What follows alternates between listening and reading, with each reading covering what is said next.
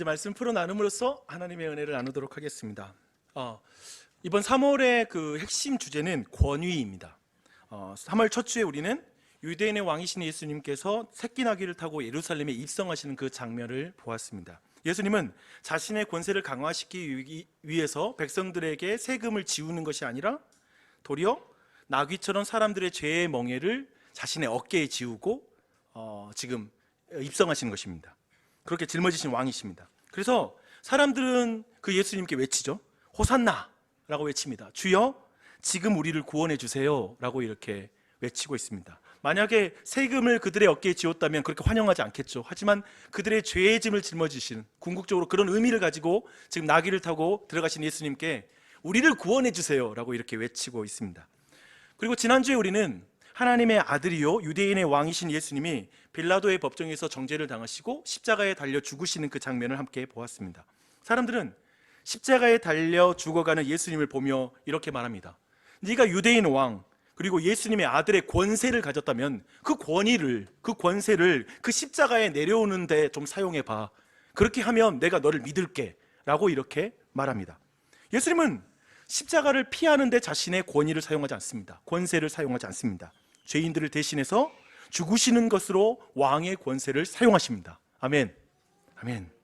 여러분은 새끼나귀 곧 소형 화물차 다마스와 십자가에서 권위를 드러내는 예수님을 어떻게 생각하십니까? 그분이 너무나 아름답고 내가 믿을 만하고 따를 만한 분으로 보이십니까? 그런 질문을 우리는 지난 주일에도 함께 나누었습니다. 지난 두 주의 설교는 이제 이야기로 본다라면 유대인의 왕 예수님이 무덤에 들어가는 것으로 끝이 났습니다. 그리고 오늘 본문은 부활하신 왕 예수님께서 제자들에게 하는 명령의 말씀이 오늘 말씀이 되겠습니다. 그래서 이 시간 성경에 익숙한 분이든지 아니면 성경의 생경함을 갖고 있는 분이든지 상관없이 지금 지난번 죽음과 지금 명령 사이에 지금 빠진 고리가 뭔지 여러분 아시겠죠? 그게 뭔가요?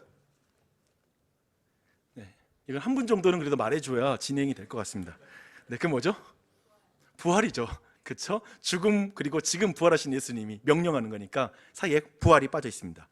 근데 이 부활 사건은 31일 이웃과 함께하는 부활절 예배 때 나누려고 뒤로 미뤄뒀습니다. 그것을 기억하시고 오늘 말씀에 들어가면 되겠는데요. 오늘 말씀은 굉장히 유명한 말씀입니다. 그래서 이 유명한 말씀이라는 말은 뭐냐면 굉장히 중요한 말씀으로 알려진 그런 말씀입니다. 여러분, 그런데 생각해 보세요. 중요하더라도 소수에게만 알려진 말씀을 유명한 말씀이라고 말하지는 않는 것 같습니다. 그런데 오늘 말씀은 모든 그리스도인에게 중요한 말씀으로 널리 알려진 그런 말씀입니다. 그래서 여러분이 만약에 스스로를 그리스도인이라고 자기의 정체성을 규정하는 분이시더라면 여러분들은 이 명령에 따라 여러분의 삶의 양식, 라이프 스타일을 이 말씀에 따라 조정해야 되죠. 아마도 오늘 말씀을 듣는 가운데 이것이 조정이 안 됐다면 다시 한번 점검해 볼 필요는 있을 것 같습니다. 그래서 사람들은 이 말씀을 뭐라고 부르냐면요, 위대한 명령이라고 부릅니다. 그래서 오늘 특별히 이 영어가 자주 사용되기 때문에 The Great Commission이라고 부릅니다. 그래서 이 별명을 여기다 붙여놨어요. 근데 오늘 우리는 이 위대한 명령을 세 가지로 한번 살펴보려고 합니다. 첫 번째, 이 위대한 명령은 누구에게 준 명령인가? 첫 번째. 그리고 두 번째, 누가 이 위대한 명령을 하는가? 그리고 세 번째, 위대한 명령의 내용은 무엇인가?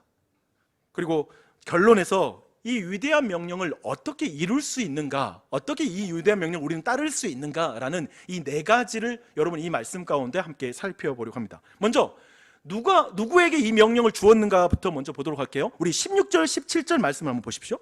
16절, 17절 말씀 이렇습니다. 11 제자가 갈릴리에 가서 예수께서 지시하신 산에 이르러 예수를 배웠고 경배하나 아직도 의심하는 사람들이 있더라. 보십시오. 부활하신 부활하신 왕께서 지금 위대한 명령을 하시는데 제자들이 위대하지 않습니다. 그게 분명하게 드러나는 말씀이죠. 그러니까 제자들은 지금 부활하신 예수님께서 제자들에게 명령하신 산까지 순종해서 갔어요. 괜찮죠, 그렇죠? 그리고 그곳에서 부활하신 예수님을 보고 경배했다고 말합니다. 굉장히 위대한 제자들 아닙니까? 여기까지는 너무 좋아요. 그런데 말씀이 이어집니다. 그런데 아직도 의심하였더라 라고 말씀하고 있습니다. 아직도 의심하는 사람들이 그 안에 섞여 있습니다. 도대체 예수님을 보고 경배하면서 의심하는 상태는 도대체 어떤 심리 상태일까? 이게 굉장히 우리 안에 궁금하죠. 부활하신 예수님을 보고 있지만 자신이 헛것을 보고 있는 것은 아닐까? 여러분, 그런 거 있잖아요. 내 눈을 내가 사실 믿지 못하는 상태. 왜냐하면 너무 놀라운 일이니까. 그리고 정말 저분이 예수님일까? 아니면 뭔가 닮은 사람이 지금 서 있는 거 아닐까? 뭔가 다른 어떤 상상력을 펼칠 수밖에 없는 그런 사건 앞에 마주하고 있으니까요. 그래서 사실 예수님께서는 이 사건이 있기 전에 이미 여러 이렇게 의심하는 그런 제자들과 다양한 사람들을 개별적으로 만나서 자신의 부활하심을 드러내는 걸 우리는 성경에서 확인할 수가 있습니다. 근데 보세요. 그런 모든 확인을 거치고 나서 그런데도 여전히 의심하는 자가 지금 있다는 거예요. 우리 제자들 대단해요. 그렇죠? 여러 가지 내가 늘 말하지만 부처의 제자와 이슬람 우리 마호메트의 제자들은 굉장히 실력이 많습니다. 근데 우리 구주 예수님의 제자들은 굉장히 얼간이 이렇게 말해야 되나? 예, 고상한 말로 그렇게 말할 수 있을 것 같아요. 여러분 주목하십시오. 성경은 부활이 주님을 간절히 만나고 싶어 했던 사람들이 지어낸 이야기라는 그런 말이 들어갈 수 없는 여지를 남기지 않습니다. 왜냐하면 제자들이 도무지 믿지를 못하거든요. 너무 보고 싶으면 헛것을 보잖아요. 뭔가 이야기를 만들어낼 거잖아요. 그렇지 않았다라는 걸 도리어 성경은 말하고 있죠.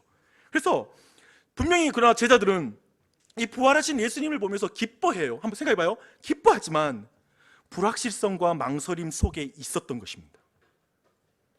그렇다면 의심이란 뭘까요? 부활하신 예수님에 대한 이 불확실성과 망설임이 확고하고 분명한 실제가 되기까지 시간이 지연되는 상태, 그것입니다. 여러분 이게 이해되세요? 여러분이 이해할 수 있는 이유는 뭐냐면 여러분이 그래요. 분위기가 굉장히 여러분이 그래요. 이것을 성경은 믿음이 적다라고 표현합니다. 그러니까 믿음이 없다라고 표현하는 게 아니라 믿음이 있어요. 이 상태입니다. 그래서 제가 지금 제자들의 이 상태를 상세하게 설명하는 그런 이유가 있습니다. 왜냐하면 오늘 이 말씀을 듣는 우리 모두도 이 제자들과 크게 다르지 않기 때문에 그렇습니다. 예배당에 나와서 하나님을 지금 경배했습니다. 그러나 아직도 의심하는 사람들이 있더라. 있습니까? 저쪽에 있으세요? 그쪽에 의심하는 분 계세요? 이쪽에는 어떤가요? 의심하는 분 계세요? 그런데 예수님은 그 의심하는 자들에게 위대한 명령을 주십니다. 이것을 정말 여러분과 나누고 싶습니다. 중요한 일은 신뢰할 수 있는 사람에게 맡기는 법이잖아요. 여러분에게 있어서 굉장히 많은 걸 이루어냈어요. 여러분이 정말 수고해서 재산을 100억을 모았어요. 그러면 그것을 누구에게 맡깁니까? 신뢰할 수 있는 사람이고 가장 신뢰할 수 있는 사람은 자식이죠. 거기에 맡기겠죠. 그런데 예수님이 모든 일을 죽으시고 부활하시고 그런 모든 일을 다 이루고 나서 맡기시는 거예요. 이제 위대한 명령을. 그런데 예수님의 이 위대한 명령을 작은 믿음을 가진 자들에게 줍니다. 어떤 의미에서 표현한다면 이 Great Commission을 Little Man에게 주시는 거죠. 작은 자에게 주시는 것입니다. 저는 늘 이 부분을 보면 늘 감격이 됩니다. 제가 참 작은 믿음을 가진 자라서 그렇습니다. 때론 두 눈이 뜨거워질 때도 있습니다. 이렇게 이 명령을 받은 제자들이 누구인가라고 우리가 분명히 이번에 확인했을 때 우리가 한 가지는 분명히 확인해요. 이 위대한 명령 앞에 제자들은 너무 작다라는 거예요. 그리고 오늘 아마도 이 본문, 오늘 말씀 들을 때 이 명령 앞에 여러분 모두가 느끼는 건 뭐냐면 난 너무 작은 자야. 난 도저히 이 명령을 듣기에 이것을 이루기에는 너무 작은 자라는 느낌을 지울 수가 없을 것입니다. 이제 두 번째, 누가 이 명령을 하는지 이제 한번 살펴보도록 하겠습니다. 18절 말씀 읽겠습니다. 예수께서 나와 말씀하여 이르시되 하늘과 땅의 모든 권세를 내게 주셨으니. 근데 여러분 이 말씀에서 여러분 자칫 놓치기 쉬운 부분이 있는데 그 놓치지 말아야 될 말씀이 있어요. 뭐냐면 예수께서 나와 말씀하여 이르시되. 저는 이 말씀이 굉장히 중요한데요. 뭐냐면 예수님은 자신을 의심하는 제자들에게 지금 가까이 가고 계십니다. 마치 뭐냐면 의심하는 도마에게 예수님께서 찾아와 자신의 못 박힌 손과 창에 찔린 옆구리를 손으로 만져봄으로 믿음 없는 자가 되지 말고 믿음 있는 자가 되라 라고 그런 자가 되기를 원했던 그 주님의 마음이 여기서도 드러나기 때문에 그렇습니다. 가까이 나아가 말하셨다. 그러니까 저 같으면 이랬을 것 같아요. 야, 지금 너희 중에 나 진짜 참을 수 없어. 너희 중에 지금 선을 넘은 애들이 있어. 아니 지금 적당히 좀 의심하자. 적당히 좀. 지금 내가 몇 번을 나타나가지고 보여줘야지 너 믿겠어. 저 같으면 막 이렇게 말할 것 같은데 예수님은 다시 한번 가까이 나아가서 말씀하세요.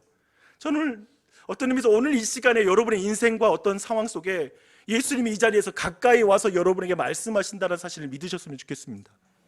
예수님 지금 이 순간 여러분에게 가까이 오십니다. 그리고 오늘 이 말씀 다시 듣게 하시는 거예요. 그리고 이렇게 말씀하십니다. 하늘과 땅의 모든 권세를 내게 주셨으니, 앞에 가로가 있을 수 있는데요, 뭐냐면 하나님 아버지께서 하늘과 땅의 모든 권세를 내게 주셨으니 라고 이렇게 말씀하십니다. 근데 메시아를 기다려온 유대인들은 이 하늘과 땅의 모든 권세를 내게 주셨으니라는 이 말씀을 들으면 연상하는 구약의 말씀이 있어요. 뭐냐면 구약의 기원전 605년부터 530년까지 활동했던 다니엘이 보았던 환상 중에 보았던 그 인물을 사람들은 연상하는 거예요. 다니엘서 7장 13절 14절 말씀입니다. 이렇습니다. 내가 또 밤 황산 중에 보니 인자 같은 이가 하늘 구름을 타고 와서 애적부터 항상 계신 이에게 나아가 그 앞으로 인도되매 그에게 권세와 영광과 나라를 주고 모든 백성과 나라들과 다른 언어를 말하는 모든 자들이 그를 섬기게 하였으니 그의 권세는 소멸되지 아니하는 영원한 권세요 그의 나라는 멸망하지 아니할 것이니라 말합니다. 그러니까 부활하신 예수님께서는 지금 다니엘이 환상 가운데 보았던 그 인물이 자신이라고 선언하는 거죠. 그것은 나였다라고 이렇게 나다라고 이렇게 말씀하고 있는 것입니다. 근데 여러분 다시 한번 화면 보여주세요. 그 말씀만 띄워주세요. 그러니까 다니엘서 예언을 한번 잘 보십시오. 그러니까 지금부터 제가 이제 설명드리는 내용들은 신학교에서 저는 배웠습니다. 신학생 수준의 이제 내용으로 들어가도록 하겠습니다. 그래서 이걸 보고 들으시면 여러분이 신학교를 갈 수 있는 수준이라고 스스로 생각하시면 돼요. 근데 그 다음에 이해가 안 됐다 그러면 원래 이해하기 어려운 내용이라고 첫 번째 생각할 필요가 있고, 또 한 가지는 이거 박 목사 설명을 어렵게 했다라고 이렇게 죄를 전가하거나 책임을 전가하시면 됩니다. 그러니까 여러분은 전혀 문제가 없는 거예요. 이건 이해하기 되게 어려운 부분이에요. 그래서 이제부터 설명을 들어갈게요. 유대인들은 있잖아요, 다니엘서의 이 예언이 한 단계 곧 한 방에 다 이루어질 거라고 예상했어요. 그렇게 상상했어요. 그래서 메시아가 오면 메시아가 이스라엘 나라는 바로 회복될 것이고 모든 백성과 나라들과 방언을 하는 모든 자들이 이스라엘 나라로 나와서 메시아 앞에 이렇게 엎드릴 것이다, 이렇게 생각을 했습니다. 그런데 지금 예수님이 지금 선언한 건 뭐냐면 이 예언의 단계를 둘로 나눠버린 거예요. 두 단계로 이루어질 거라고 지금 말해버리는 거예요. 그래서 1단계는 뭐냐면 예수님께서 지금 초림이라고 말하잖아요. 지금 예수님께서 2000년 전에 오시는 그 초림 단계와 2단계는 뭐냐면 예수님이 나중에 재림하시는 거, 재림하실 때 이루시는 두 단계로 나눠서 이 장면을 나눠버리는 거죠. 근데 다니엘서가 말하는 걸 잘 보십시오. 그 13절에 뭐라고 말하냐면 하늘 구름을 타고 오신다라는 메시아, 그리고 모든 백성과 나라들과 방언들이 그를 섬길 것이다 라는 말씀은 몇 단계에서 이루어집니까? 여러분 여기 이 자리에 성경을 아시는 분들은 그게 몇 단계에서 이루어지죠? 이러면 안 돼요. 2단계에서 이루어지잖아요. 예수님이 재림하실 때 하늘 구름 타고 오신다라는 이걸 우리가 알고 있잖아요. 근데 그것은 2단계에 이루어지는 모습인 거예요. 그러니까 예수님이 재림하실 때 하늘 구름을 탄 모습으로 그 권위 있는 모습으로 오실 것입니다. 세상의 끝이 올 때 온 세상은 예수님 앞에 엎드릴 거예요. 근데 다니엘서의 예언이 그래서 한 단계로 이루어질 것이라고 믿었던 유대인들의 관점에서 보면 그렇기 때문에 로마의 군병에 붙잡히고 지금 로마의 법정에 서신 그 예수 그리스도, 그리고 십자가에서 달려 죽은 예수는 도저히 다니엘서가 말하는 그 메시아일 수가 없는 거예요. 그러니까 우리는 어떤 의미에서 신학적인 혼란이 있었다고 보시면 돼요. 그들은 도저히 그런 메시아를 기대할 수 없었어요. 근데 제자들도 크게 다르지 않은 거예요. 그래서 예수님이 죽는 그 순간에 단지 자신들이 예수님을 쫓았던 3년의 세월에 대한 그 있잖아요, 인건비도 안 나와 3년 동안 쫓아다니는데 이게 뭐야 라는 그런 후회가 아니라 그들에게는 신앙적인 머리에 붕괴가 일어난 거예요. 그리고 총체적인 자신의 인생 그리고 신앙관이 붕괴되는 사건이었어요. 얼마나 놀랬겠어요. 자신이 메시아라고 생각했던 그 왕, 그 다니엘서를 성취할 그 왕이 그 일을 이루지 않은 거니까 이게 무슨 일이지 한 것이죠.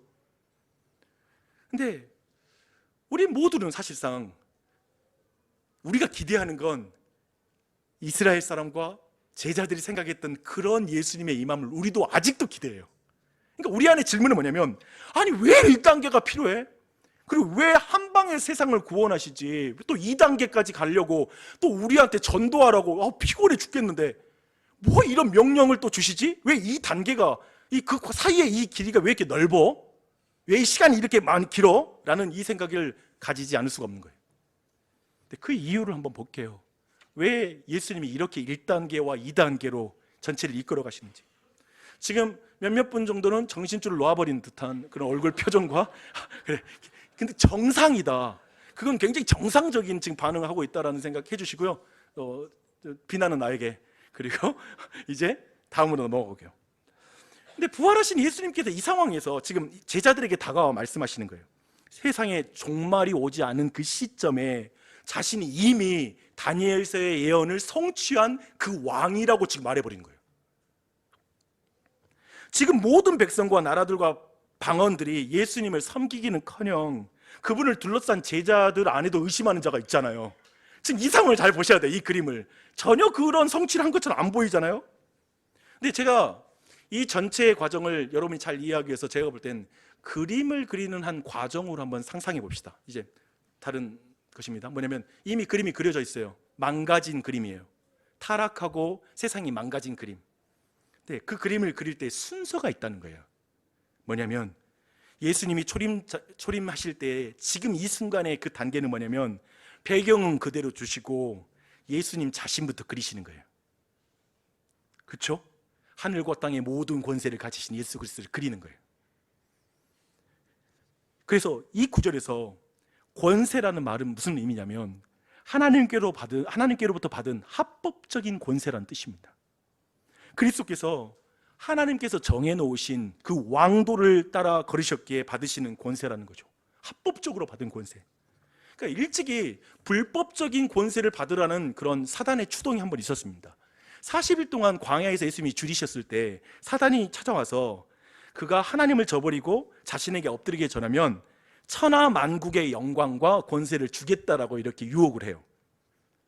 쉽게 말해서 하나님이 정한 왕도가 아닌 길을 통해서 불법적으로 권세를 취해라, 넌 그럴 수 있는 하나님의 아들 아니냐라고 이렇게 유혹한 것입니다. 그러나 예수님은 왕의 길을 가십니다. 그 왕의 길은 갈보리 언덕으로 올라가는 그 길이죠. 십자가의 길이죠. 십자가에 달리는 그 길을 기어코 감당하세요. 예수님은 자신의 권위를 그렇게 사용하세요. 그래서 사도 바울은 그래서 얻은 그리스도의 합법적인 권세를 이렇게 표현합니다. 사람의 모양대로 나타나사 자기를 낮추시고 죽기까지 복종하셨으니 곧 십자가에 죽으심이라. 이러므로 하나님이 그를 지극히 높여 모든 이름 위에 뛰어난 이름을 주사 하늘에 있는 자들과 땅에 있는 자들과 땅 아래에 있는 자들로 모든 무릎을 예수의 이름에 꿇게 하시고 모든 입으로 예수 그리스도를 주라 시인하여 하나님 아버지께 영광을 돌리게 하셨느니라. 아멘. 아멘. 이 일이 일어나죠. 일이 일어나죠. 근데 생각해보면 예수님은 십자가 지지 않고 그리고 부활 안 해도 당연히 삼위일체 하나님으로서의 권세를 가지고 계시죠. 그러나 예수님은 나귀처럼 죄인들의 죄를 대신 짊어짐으로, 죄인들이 달려야 할 십자가에 대신 달리심으로, 그리고 죽으심으로, 그리고 3일 만에 부활하심으로 죄인들을 구원하실 수 있는 합법적인 권세를 갖게 된 것이죠. 사실상 죄인들을 그냥 용서한다면 그건 불법적이에요. 죄에 대한 심판이 있어야 되거든요. 그래서 예수님께서 대신 심판당하심으로 죄인들을 구원하실 수 있는 합법적인 권세를 예수님이 가지신 것이죠. 그리고 여기에 그 합법적인 권세로 말미암아 여기에 예수님을 왕후라고 부르는 자들이 여기에 있습니다. 자신의 입술로 예수 그리스도는 나의 주인이십니다, 난 예수가 좋다오, 난 예수가 좋다오라고 노래를 부른 사람이 여기에 있죠. 여기에 어떤 의미에서 여기 있는 사람들은 한편 여전히 하나님이 가라고 하시는 산에 와서 어쩌면 이 예배당에 와서 하나님을 예배하지만 여전히 의심하는 자들이기도 하고, 예배당에 와서도 여전히 하나님을 경배하고 찬양하지만 불확실성과 망설임 속에서 여전히 그분을 따라가는 데 있어서 작은 믿음을 가진 자로서 이 자리에 앉아 있는 사람도 이 자리에 있을 것입니다. 아직 모든 영역에 복음을 적용하기엔 용기가 없고 뭔가 거기에 확실하게 그렇게 적용하는 법을 모르는 그런 사람들 여기 있을 거예요. 곧 믿음이 작은 자들이 여기에 앉아 있습니다. 그러나 그 작은 자들의 자금이 크게 문제가 되지 않는 거예요. 왜 문제가 안 될까요? 왜냐하면 이 명령을 주신 분이 하늘과 땅의 모든 권세를 가지신 분이기 때문에. 그분이 명령한다는 말은 뭐냐면 너의 자금과 너의 작은 능력은 문제가 안 돼. 내가 너와 함께 하니까 라는 말씀을 하시는 것이죠. 사실 이것이 기독교의 매우 본질입니다. 기독교는 당신을 위대하게 만드는 데 별로 관심 없습니다. 위대하신 예수 그리스도가 여러분과 함께 하고 싶다라고 말하는 것이 기독교입니다. 그래서 잘 보세요. 아까 제가 그림으로 묘사를 했는데 예수님은 이제 배경에 있는 제자들의 인생을 그려가기 시작하는 거예요. 자신의 모습을 온전히 그린 다음에 그 옆에 있는 사람들의 이젠 배경에 있는 인생들, 제자들의 인생을 그리겠다고 말하는 거죠. 그래서 이제 주어지는 위대한 명령, 이어지는 명령은 뭐냐면 이제 온 세상이라는 캔버스에 그리고 2단계 때 그 그림이 완성될 거예요. 그 온 세상을 향해서 제자들과 함께 말하는 거냐면 나와 함께 이 세상에 사람들의 얼굴이 회복될 수 있도록 그림을 같이 그리자. 깨어진 영혼들, 깨어진 가정들, 깨어진 공동체들, 그런 곳에 네가 가서 나와 함께 이제 회복의 그림을 같이 그리자라는 게 바로 이 위대한 명령이죠. 이 위대한 명령을 우리에게 주신 것이죠. 이 개념으로 본다면 이제 이 그림의 완성을 향해 초대한 거예요. 그런 상상을 해봤어요. 레오나르도 다빈치가 나한테 야 영자 같이 그림 그리자라고 말하는 거예요. 이거 역사적으로 너무 거리가 멀어가지고 여러분 전혀 못 느끼는 분위기인데, 근데 너무나 훌륭한 화가가 그리자고 내가 옆에서 도와주겠다고. 내가 만약에 미술 지망생이라면 가슴이 벌렁벌렁 뛰겠죠. 우리 우선 그림 그리는데 관심 없는 사람이 많아가지고 전혀 이런 비유가 안 통하는 상황이긴 하지만, 근데 그건 너무 신날 거예요, 그렇죠? 근데 온 세상을 구원하는 최고의 그림, 그 위대한 그림을 그리는 일에 우리를 초대한다는 것은 굉장히 벅찬 일이겠죠. 그렇게 해나가시겠다는 거예요. 두 번째까지 살펴보았습니다. 주 안에 사랑하는 여러분, 이제 이 위대한 명령이 이제 그렇다면 어떤 명령인지에 대해서 한번 살펴볼 차례입니다. 19절부터 20절 말씀입니다. 그러므로 너희는 가서 모든 민족을 제자로 삼아 아버지와 아들과 성령의 이름으로 세례를 베풀고 내가 너에게 분부한 모든 것을 가르쳐 지키게 하라. 이 명령입니다. 모든 권세를 가지신 그 예수님이 위대한 명령을 하시는데요, 모든 민족을 제자로 삼으라라는 이 한 개의 명령입니다. 하나예요. 모든 민족으로 제자 삼으라 라는 명령입니다. 예수님께서는 지금 누군가를 개종시키라는 명령을 하지 않습니다. 제자 삼으라 라고 이렇게 명령하고 있습니다. 근데 제자란 어떤 사람일까요? 그 제자가 어떤 사람인지 첫 번째 우리가 볼 수 있는 건 19절의 말씀이에요. 아버지와 아들과 성령의 이름으로 세례를 준다는 그 말에 제자의 의미가 아주 중요한 본질이 여기에 담겨 있습니다. 제자는 첫 번째, 세례를 받게 되므로 그 이름에 해당하는 분의 용서의 사랑을 받은 사람입니다. 뭔가요? 아버지와 아들과 성령의 용서의 사역을, 용서의 그 은혜를 받은 사람이죠. 그래서 삼위일체 하나님의 이름으로 세례를 받는 것이죠. 마치 물이 더러움을 씻어내듯이 삼위일체 하나님의 구속의 사역을 통해서만 모든 사람의 죄가 씻겨지는 것이죠. 그 일을 보여줍니다. 두 번째, 그래서 성부, 성자, 성령, 그러나 이름은 단수로 기록된 삼위일체. 재미있는 건데 이건 오늘 이 구절이 삼위일체 하나님의 가장 강력한 근거 구주 중에 하나예요. 뭐냐면 성부, 성자, 성령이라는 이름이 세 개인데 이름 있잖아요. 이름으로 할 때 이름은 단수예요. 그러니까 삼위이지만 한 분이신 그분의 이름으로 이제 세례를 받을 때 그 의미는 두 번째, 삼위일체 하나님의 가족이 됐다는 의미입니다. 하나님께 속했다라는 거예요. 이름 안으로 들어갔다는 의미죠. 그 이름 안에서 거하는 자가 된 것입니다.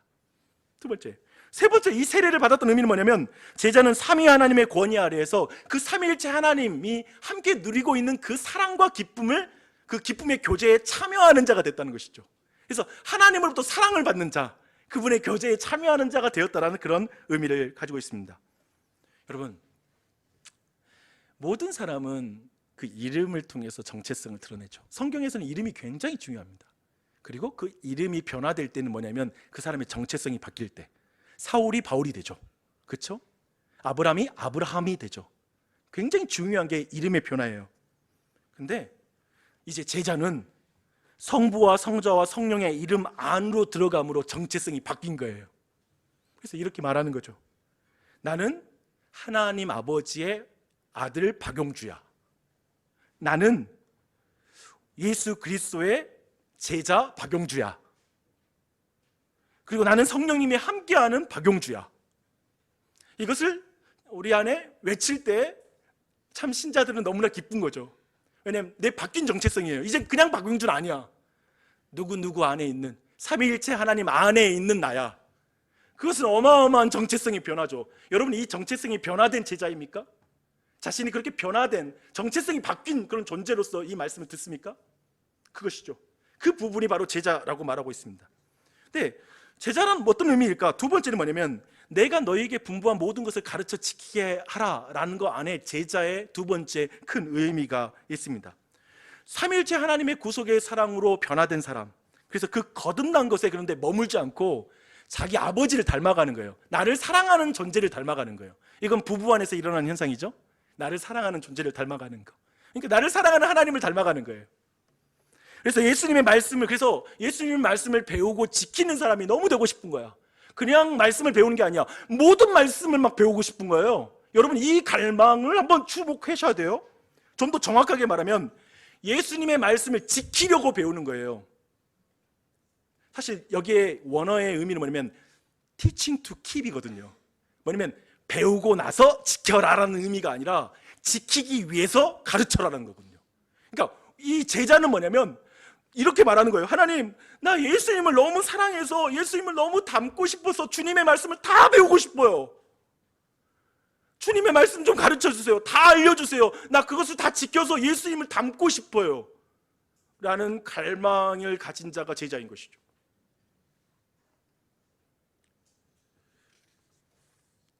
그래서 저는 지금 되게 그 제자 삼으라라는 명령에서 여러분을, 사실 이 명령 자체는 여러분에게 이제 제자 삼으라라는 명령이거든요. 근데 오늘 이 시간에 제자가 뭔지에 대해서 굉장히 길게 나눴습니다. 왜냐하면 저는 정말 이 전도 그리고 이 제자 삼는 일이 개종시키는 일이 아니라고 생각하기 때문에 그렇습니다.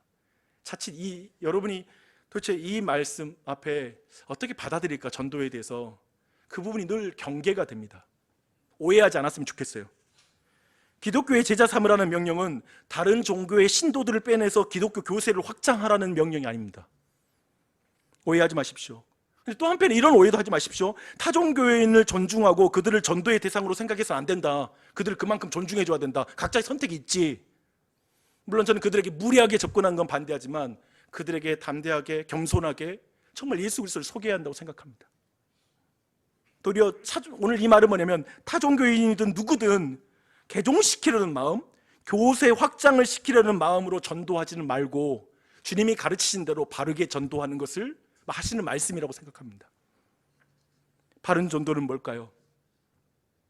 저는 이거라고 생각해요. 아까 말한 대로 포스트 모던에 완전히 직격탄을 맞은 우리 모두는 그 사람의 종교도 있으니까 존중해야지. 우리에겐 전도로 접근할 때 벌써 이 개념 안에서 누군가에게 이런 주제를 다루는 것이 불편하죠. 그리고 우리 자신이 두려워하고 있죠. 그런 의미에서 저는 이 복음 전도는 도리어 다르게 설명됐으면 좋겠어요. 개종이 아니라 이렇게 설명되면 좋겠어요. 하나님은 있잖아요. 온 우주의 창조주요 예수님의 십자가의 은혜는 모든 민족에게 필요한 은혜입니다. 저는 이걸 믿기 때문에 전도합니다. 그래서 타종교인을 정말 나는 그들과 종교적인 대화를 나누고 굉장히 웃으면서도 그들의 종교를 존중하며 이야기할 수 있지만 저는 그들에게 예수님을 소개할 것입니다. 당신은 하나님의 거룩한 가족이 돼야 돼요. 그러기 위해서 당신의 죄가 씻겨야 합니다.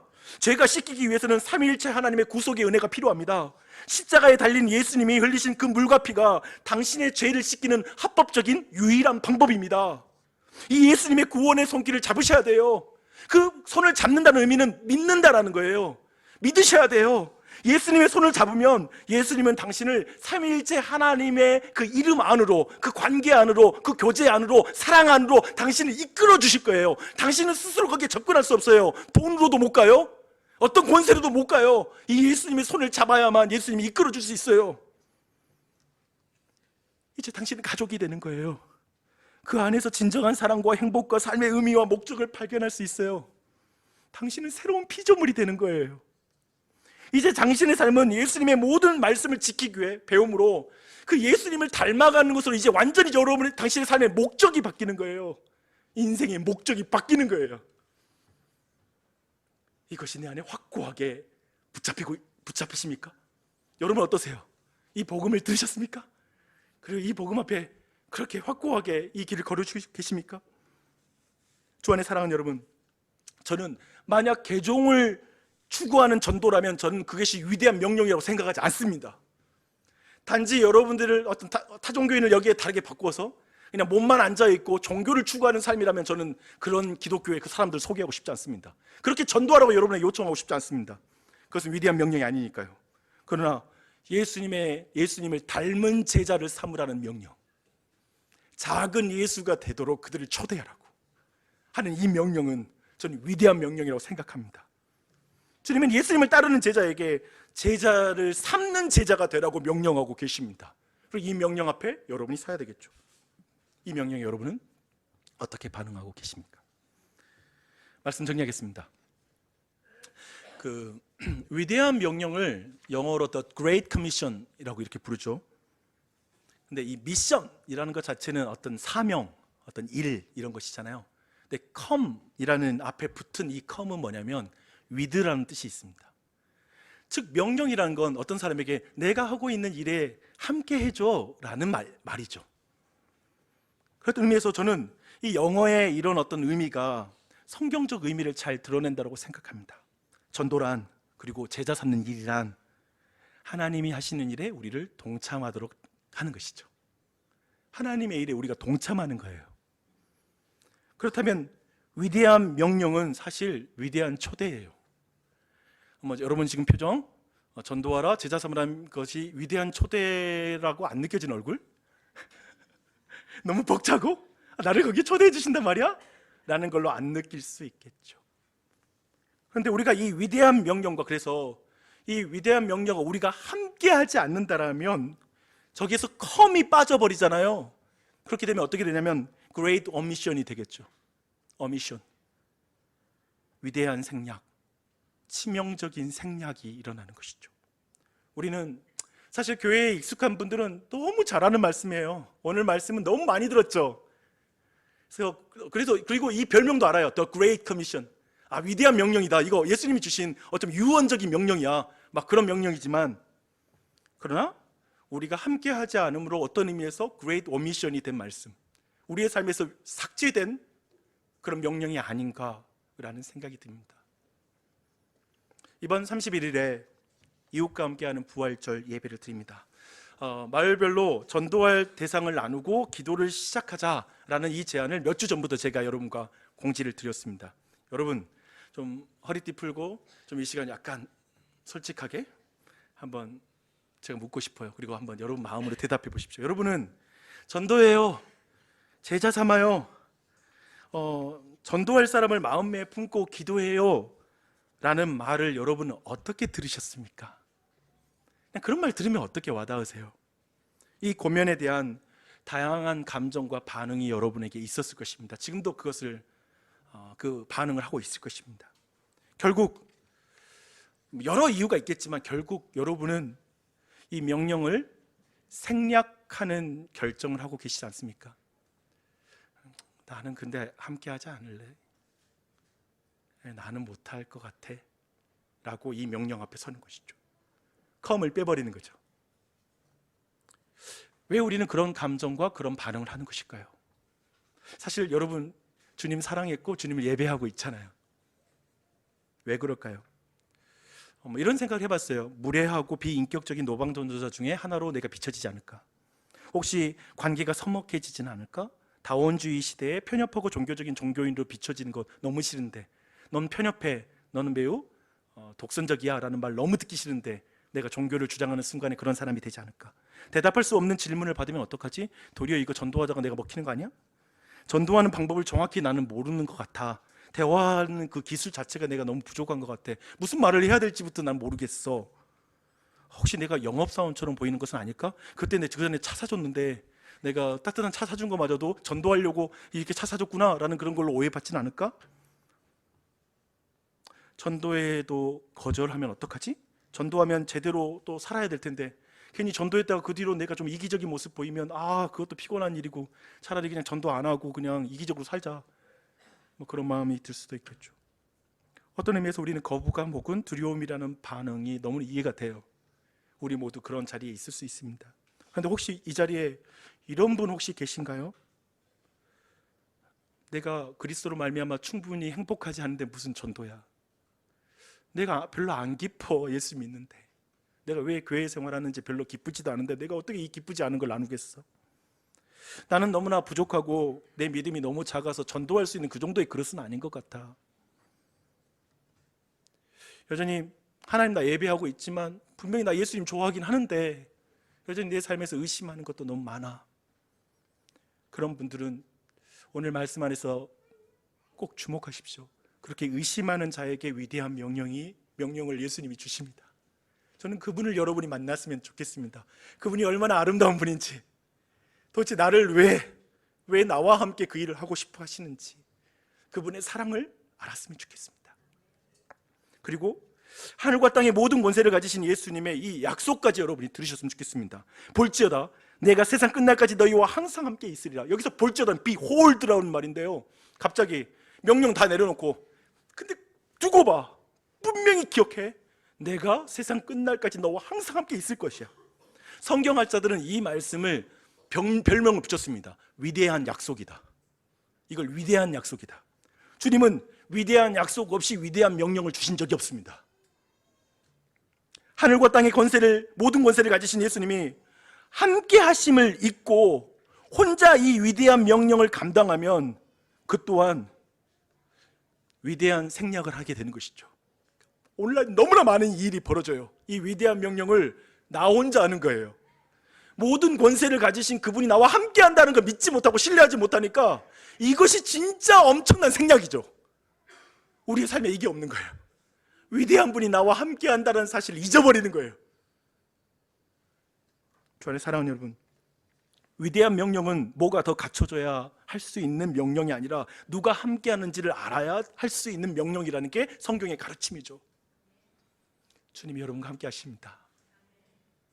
위대한 명령을 감당하는 사람은 그 자신이 위대한 자가 아니라 위대한 약속을 믿는 자가 그 모든 걸 감당하는 것이죠. 그래서 전도를 참 잘하고 제자를 삼는 분들은 이런 간증하더라고요. 복음을 전할 때에 주님이 함께 하시는 것을 더 깊이 느껴요. 내가 제자를 삼을 때, 한 영혼을 위해서 기도할 때 예수님이 내 곁에 계시는 게 더 또렷이 느껴져요. 내가 복음을 전할 때 나는 복음을 더 알게 되었어요. 하나님이 일하고 계심을 느낄 수 있었어요. 이렇게 본다면 어쩌면 우리의 삶에서 하나님에 대한 느낌과 그분의 복음에 대한 감격이 혹시 축소되고 있는 건 하나님의 말씀을 지키는 말씀으로 받지 못하기 때문에, 그래서 그레이트 커미션이 내 삶에서 그레이트 오미션이 되는 그러한 부분이 있지 않나 싶습니다. 그러나 우리 모두 그런 연약한 우리를 부르신 예수 그리스도, 그 한 분만을 믿음으로 계속해서 그리스도를 붙잡고 그 약속, 그 위대한 명령에게서 달려가는 우리 모두가 됐으면 좋겠고요. 이번에 30일 날 그것은 그날 전도의 개념을 완전히 저는 좀 버리고 싶은 한 가지는 뭐냐면, 자꾸 한 번 초대해서 안 되는 그 개념이 저는 제자 삼는 개념으로 바뀌어야 한다고 생각해요. 오랜 과정인 것 같아요. 이번에 초대해서 안 돼도 돼요. 뭘 두려워해요. 연말에 한 번 더 부르지 뭐. 뭐 그래, 내년에 하지 뭐.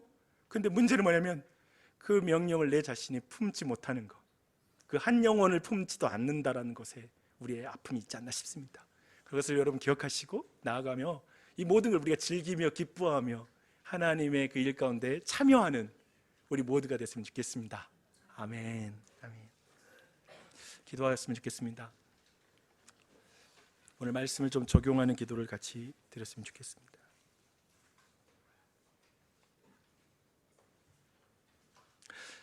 내 자신이 예배하는 이 장소에 와서 있지만, 그리고 찬양했고 예수님을 보고 있다라고 느낄 정도 영적인 체험도 있고, 사실 그분의 사랑도 막 느끼고 있는 것 같은데